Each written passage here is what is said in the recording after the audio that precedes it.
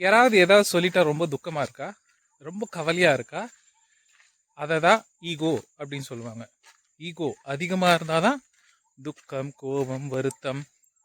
எப்படி இதெல்லாம் வருது அப்படின்னா, நம்ம இந்த உடலோட ஒட்டி உறவாடுறதுனால தான். நான் தான் இது அப்படின்ற நினைப்புனால தான். எப்போ நம்ம வந்துட்டு நான் ஆன்மா இந்த உடல்ல இருக்கிற அப்படின்ற போது தான் நமக்கு வந்துட்டு இந்த துக்கம், கோபம், வருத்தம் அதெல்லாம் ரொம்ப கம்மியாக இருக்கும்.